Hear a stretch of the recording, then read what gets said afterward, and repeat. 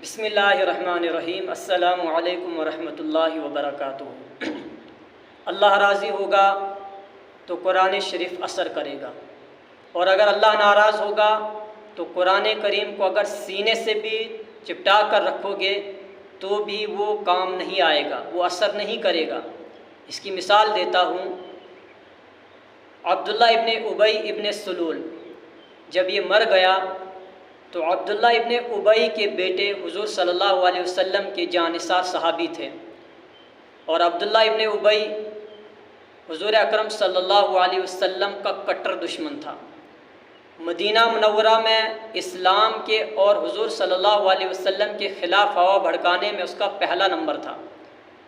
جیسے مکہ میں ابو جہل تھا، ابو لہب تھا، ویسے ہی مدینہ میں یہ بدبخت تھا۔ جب وہ مر گیا تو اس کے بیٹے نے سفارش کی کہ حضور صلی اللہ علیہ وسلم آپ میرے باپ کی نماز جنازہ پڑھا دیجئے، اس لیے کہ وہ ظاہر میں مسلمان ہے۔ تو دریائے رحمت جوش میں آیا۔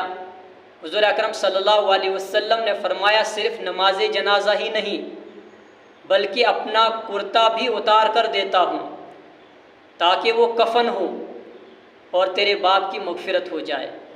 اور اسی پر بس نہیں کیا بلکہ آپ صلی اللہ علیہ وسلم نے زمزم سے بھی بڑھ کر جس کی فضیلت ہے، یعنی اپنا لعاب دہن نکال کر آپ صلی اللہ علیہ وسلم نے اس کے منہ میں رکھ دیا۔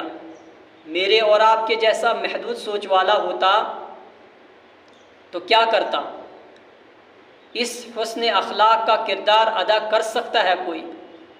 کیا ہم اس طرح کے اخلاق کا مظاہرہ کر سکتے ہیں کہ وہ شخص جس نے اپنی ساری زندگی حضور صلی اللہ علیہ وسلم کے خلاف لگا دی، وہ شخص جو آپ صلی اللہ علیہ وسلم کا کٹر دشمن رہ چکا ہے، وہ شخص جو اسلام اور حضور اکرم صلی اللہ علیہ وسلم کے خلاف ہوا بھڑکانے میں جس کا پہلا نمبر ہو، اس کے ساتھ آپ صلی اللہ علیہ وسلم نے کیسے اعلیٰ کردار کا اور کیسے حسن اخلاق کا مظاہرہ کیا؟